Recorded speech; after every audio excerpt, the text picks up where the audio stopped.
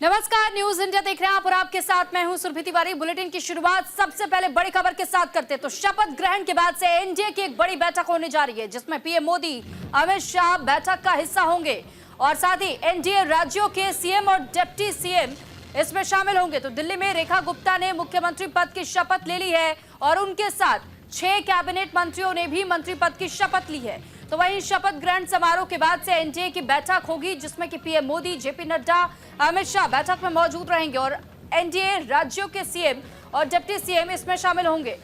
तो फिलहाल ये जानकारी आपको दे दें कि दिल्ली में अब एक और बड़ी बैठक होने जा रही है और इस बैठक में जहां पीएम मोदी और गृह मंत्री अमित शाह भी शामिल होंगे। तो फिलहाल शपथ ग्रहण समारोह हो चुका है और शपथ ग्रहण समारोह के बाद अब एक बैठक भी बुलाई गई है। इस बैठक में एनडीए के तमाम नेताओं के साथ मुलाकात और बातचीत करेंगे पीएम मोदी और गृह मंत्री अमित शाह। और साथ ही ये जानकारी आपको दे दें कि अब आगे की रणनीति भी तय होने वाली है। तो फिलहाल दिल्ली में 5 साल तक बीजेपी अपनी सरकार कैसे चलाएगी, इसको लेकर एक रोड मैप तैयार किया जाना है और साथ ही क्या कुछ रणनीति होगी, किन मुद्दों को लेकर के काम करना है। तो ऐसे में उसे रूपरेखा देने के लिए एक बैठक बेहद जरूरी भी होती है। और ऐसे में ये माना जाए कि जिस तरह आज आपने शपथ ग्रहण समारोह में और माताओं को भी बधाई है, एक महिला मुख्यमंत्री बनाकर माननीय प्रधानमंत्री जी ने महिलाओं का सम्मान किया और महिलाओं की जो भागीदारी बार बार मोदी जी करते हैं वो करके दिखाया। आप लोग तमाम यमुना जाने वाले हैं आज शाम को।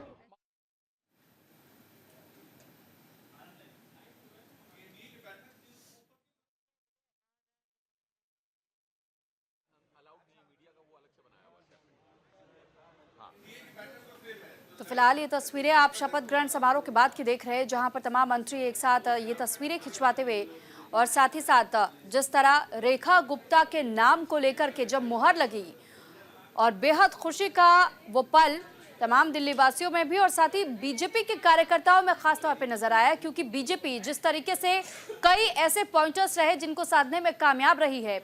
और साथ ही साथ देखिए, जब रेखा गुप्ता के नाम पर बीजेपी ने मुहर लगाई सीएम के तौर पर, तो ऐसे में कई बड़ी बातें सामने आ रही हैं और ये माना जा रहा है कि दिल्ली बीजेपी ने एक ही साथ एक ही तीर से कई निशाने साधने की कोशिश की है।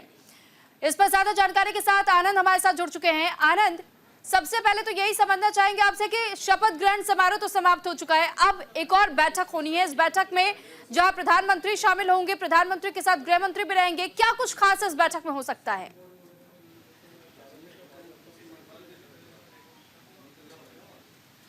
सुरभि, अगर इस बैठक की बात की जाए तो इस बैठक का जो एजेंडा रखा गया है वो तमाम एनडीए पार्टीज के बीच में समन्वय स्थापित किया जाए, क्योंकि आने वाले बिल कई ऐसे गंभीर मामलों को लेकर आएंगे जिससे चलते कहीं ना कहीं एनडीए का घटक दल चाहता है या कहीं एनडीए के बड़े नेता चाहते हैं कि एक साथ बैठा जा सके और समन्वय स्थापित किया जा सके। वक्फ अमेंडमेंट बिल जल्द ही आने वाला है, उसको लेकर आपने देखा कि पहले जेडीयू उसको लेकर कहीं ना कहीं विरोध जता चुकी थी, जिसको लेकर बाद में बात किया गया और बाद में जब जेपीसी पे ये बिल गया तो जेडीयू ने भी उसका समर्थन किया। और इसके साथ साथ जब तमाम नेता दिल्ली में हो तो प्रधानमंत्री खुद चाहते हैं कि आप देखिए एनडीए अलायंस से बैठक करने की कोशिश करते हैं, उनका रुख जानने की कोशिश करते हैं कि क्या आने वाले समय में वो कैसे देखते हैं राजनीति को, किस मुद्दे पर उनकी क्या राय है। और उसके साथ साथ जब खुद दिल्ली का शपथ ग्रहण हो और तमाम एनडीए नेता इस दौरान वहां पहुंचे हो तो सीधे तौर पर प्रधानमंत्री की अध्यक्षता में एक बैठक होगी होटल में, जहां तमाम एनडीए के अलायंस बैठक करेंगे और कोशिश करेंगे जो आने वाले मुद्दे हैं, आने वाले जो राजनीति है उसमें एनडीए में समन्वय स्थापित करते हुए आगे बढ़ाया जाए, क्योंकि एनडीए का जो कुनबा है वो लगातार बढ़ रहा है और आने वाले समय में लगातार कई ऐसे बिल आने वाले, चाहे वक्फ अमेंडमेंट बिल हो, चाहे one nation one election bill हो, तो उनको लेकर कहीं ना कहीं किसी प्रकार की कोई खटपट ना हो, उसको लेकर ये बैठक की जाएगी। जी ठीक है। और आनंद, साथ ही साथ जिस तरह कयास लगाए जा रहे थे कई नामों को लेकर के, लेकिन जब रेखा गुप्ता का नाम सामने आया तो ये माना गया कि बीजेपी ने एक तीर से कई निशाने साधने की कोशिश की है। चाहे वैश्य समाज से आने वाले अरविंद केजरीवाल को रिप्लेस करते हुए रेखा गुप्ता को मुख्यमंत्री बनाया गया, या एक महिला मुख्यमंत्री, क्योंकि आतिशी रही, उन्हें भी रिप्लेस करते हुए एक महिला मुख्यमंत्री ही दिया गया, ताकि किसी भी तरीके से अपोजिशन के पास कोई मुद्दा ना रह जाए और आम जनता को भी साधा जा सके। एक बड़ा मूव इसे हम बीजेपी का कह सकते हैं। गुप्ता जी, बिल्कुल आप सही कह रही हैं सुरभि, लेकिन आपने कुछ देर पहले एक बात की कि दिल्ली बीजेपी ने एक तीर से कई निशाने सेंधमारी की, तो आपको समझना होगा ये जीत जो है ये राष्ट्रीय बीजेपी की है, ना कि दिल्ली बीजेपी की। आप अगर मंत्री परिषद देखें जो दिल्ली ने आज शपथ ली है उसमें आशीष सूद उनके साथ कपिल मिश्रा और उनके साथ सरदार मजिंदर सिंह सिरसा, उनके राष्ट्रीय मुद्दों के साथ आप देखिए पार्टी के साथ अक्सर खड़े होते हैं और कदम से कदम मिलाए चलते हैं, लेकिन जब बात दिल्ली बीजेपी की आए तो उनकी प्रदेश अध्यक्ष से कितनी अच्छी बनती है किसी भी बीजेपी कार्यकर्ताओं से छुपा नहीं है। और ये जो जीत है जिसका सेहरा आप दिल्ली बीजेपी को देना चाह रही थी, तो ये बीच नेशनल बीजेपी की है। और आपने देखा होगा दिल्ली विधानसभा चुनाव के दौरान ही कि तमाम जो प्रचार प्रसार से लेके पॉलिसी से लेके इम्प्लीमेंटेशन सब कुछ नेशनल बीजेपी ने किया था, ना कि दिल्ली बीजेपी ने, क्योंकि कहीं ना कहीं ये माना जाता है कि दिल्ली बीजेपी आज भी उतनी परिपक्व नहीं है जो आम आदमी पार्टी को हरा पाती। यही कारण है कि हर संभव जगह पर नेशनल सामने आया और उसने कोशिश की कि हर फील्ड पर आगे बढ़ के अग्रेसिव खेला जाए। और कारण यहां तक रहा कि शपथ ग्रहण समारोह का भी प्रभारी 2 सेंट्रल नेताओं को बनाना पड़ा। तो आप खुद कयास लगा सकते हैं कि क्या आलम है दिल्ली यानी बीजेपी कि का। और अब रही बात बीजेपी की ओर से कोशिश की गई है कि दिल्ली बीजेपी को कैसे हार मुहाने पर मजबूत किया जा सके। और साथ ही आनंद, ये भी आज जानना और समझना आपसे चाहूंगी कि क्योंकि रेखा गुप्ता को जिस तरीके से मौका दिया है इस बार बीजेपी ने, और ये माना जा रहा है कि ना केवल ये कोशिश है महिला वोटर्स को साधने और लुभाने की, क्योंकि अभी आने वाले समय में हम देख रहे हैं कि बिहार में भी विधानसभा चुनाव होने हैं, लेकिन अब बिहार विधानसभा चुनाव को भी यहीं से साधने की कोशिश दिल्ली के जरिए की जाएगी, क्योंकि बीजेपी अपने आप को हर मुहाने पर बेहद ही मजबूत बनाना चाहती है। 27 सालों के बाद वापसी हुई, लेकिन 27 सालों के बाद कोई ऐसा मौका नहीं गंवाना चाह रही बीजेपी जहां किसी भी तरीके से अगली बार वो मौके से चूक जाए।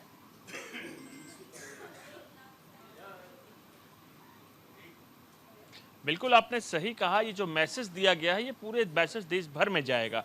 आधी आबादी इससे कहीं ना कहीं सीधे जुड़ती है और यही कारण है कि बीजेपी ने दिल्ली में महिला को मुख्यमंत्री बनाया है। दरअसल देश की राजधानी है और ये वो पावर सेंटर है कि इसकी और देश का हर राज्य देखता है, और वहां पे अगर महिला मुख्यमंत्री रहेगी तो कहीं ना कहीं सीधा मैसेज आप देखिए देश की आधी आबादी यानी महिला को जाएगा। और कोई पहली बार नहीं कि बीजेपी नारी सशक्तिकरण को लेकर कोई कदम उठा रही है। उससे पहले भी आप देखिए नारी शक्ति वंदन अधिनियम बिल लाया गया, जब रिजर्वेशन दिया गया है महिला को, लखपति दीदी लाया गया है, ट्रिपल तलाक की खत्म किया गया। तो ऐसे कई बिल लाए हैं जहाँ बीजेपी नारी सशक्तिकरण को लेकर लगातार प्रयास करती रही। उसी प्रयास में एक इसको भी देख सकते हैं, और इसका सबसे बड़ा फायदा कहीं ना कहीं बीजेपी या कहीं तमाम एनडीए अलायंस को भी सामने होगा, क्योंकि एनडीए की अगर बात किया तो 21 राज्यों में इनकी सरकार है, वहां पर एक भी महिला मुख्यमंत्री नहीं थी। ये मैसेज सीधे तौर पर एक बड़ा मैसेज है और देश की आधी आबादी को सीधे इससे जोड़ने को लेकर दिया गया। और आपने देखा होगा पिछले कई चुनाव, चाहे आप लोकसभा की बात किया, चाहे राजस्थान, छत्तीसगढ़, मध्य प्रदेश की बात की, तो महिलाओं ने सीधे तौर पर बीजेपी को वोट दिया है। यही कारण है कि बीजेपी भी अब मजबूर हुई कि महिला को मुख्यमंत्री बनाया जाए और सीधे तौर पर मैसेज या कहें उन महिलाओं ने जिनने बीजेपी का समर्थन किया उनको धन्यवाद कहा जाए। जी ठीक है, लेकिन आनंद, क्योंकि हमने बिहार विधानसभा चुनाव का जिक्र किया तो इससे ये भी क्या कड़ी जोड़ी जा सकती है, क्योंकि जब बिहार विधानसभा चुनाव को साधने की कोशिश अभी से बीजेपी करना चाह रही है, लेकिन इस दौरान हमने देखा कि शपथ ग्रहण समारोह में नीतीश कुमार शामिल नहीं हुए और जेडीयू के कुछ और नेता जो बड़े और दिग्गज जाने जाते हैं वो भी शामिल नहीं रहे। तो ऐसे में ये हम जानना चाहेंगे कि क्या इससे कोई असर पड़ेगा बिहार विधानसभा चुनाव पर?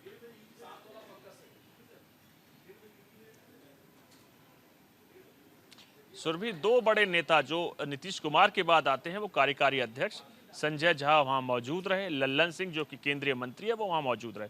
और आप नीतीश कुमार की बात करते हैं, नीतीश कुमार इसलिए नहीं आए कि बिहार में वो विधानसभा चुनाव सितंबर में होने वाले हैं, इस वक्त वो यात्रा निकाल रहे हैं। तो बिहार को लेकर जो तमाम जेडीयू और बीजेपी में कोई खटपट, ऐसी कोई खटपट नहीं है, तैयारियां शुरू हो चुकी हैं। और आपने देखा होगा कुछ दिन पहले ही दिल्ली में एनडीए अलायंस की बैठक हुई बिहार को लेकर, और बिहार के नेताओं ने दिल्ली से उद्घोष किया कि हम नीतीश कुमार को अपना मुख्यमंत्री मानते हैं और उन्हीं के संरक्षण में चुनाव लड़ा जाएगा। तो और बिहार को लेकर बीजेपी ने तैयारियां शुरू कर दी हैं, बैठक दिल्ली में हो चुकी है। अभी से ही बिहार विधानसभा चुनाव के लिए भी तैयारियां कर रही है, क्योंकि अब दिल्ली का चुनाव तो समाप्त हो चुका है, नतीजे आ चुके हैं, मुख्यमंत्री मिल चुकी है दिल्ली को, तो अब फोकस पूरी तरीके से बिहार की ओर शिफ्ट होने वाला है।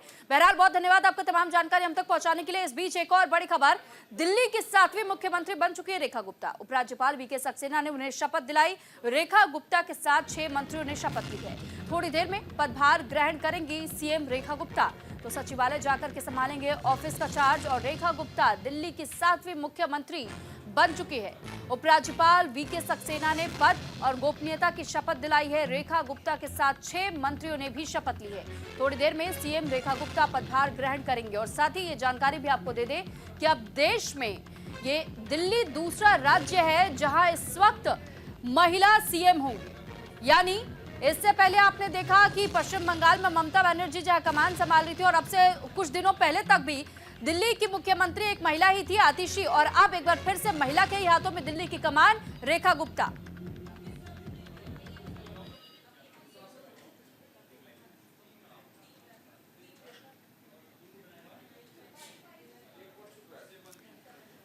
और इस वक्त ज्यादा जानकारी के साथ पूजा मोहन पांडे हमारे साथ जुड़ गई हैं। पूजा, शपथ ग्रहण समारोह तो समाप्त हो चुका है, लेकिन अब आपके पास नया अपडेट और क्या है?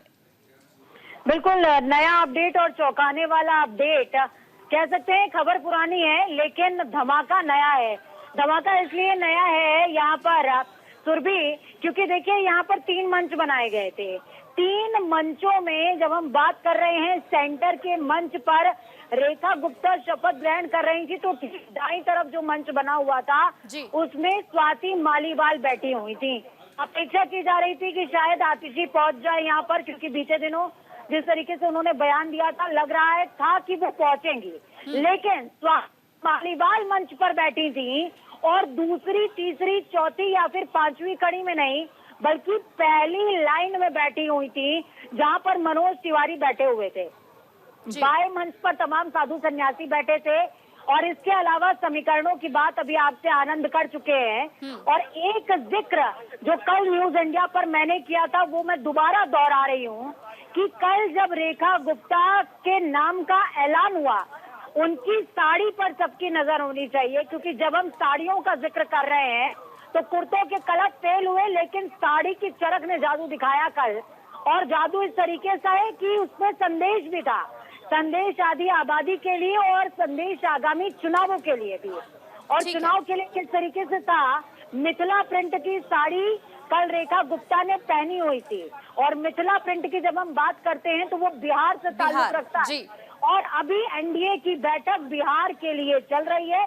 सेंटर के मंच पर ललन सिंह भी मौजूद थे। ठीक है, यानी ये एक इशारा था कि अब दिल्ली की बारी तो समाप्त हो गई, लेकिन अब बारी है बिहार की, और उस पर भी अभी से जो कयास लगाए जा रहे हैं कि जेडीयू और बीजेपी मिलकर के टीम वर्क करने की फिराक में जुट चुकी है, तो वो तस्वीरें भी हम देख पा रहे हैं। बहुत धन्यवाद आपका पूजा, आपसे हम अपडेट लेते रहेंगे, लेकिन यहाँ रुक रहे एक छोटे से ब्रेक के लिए।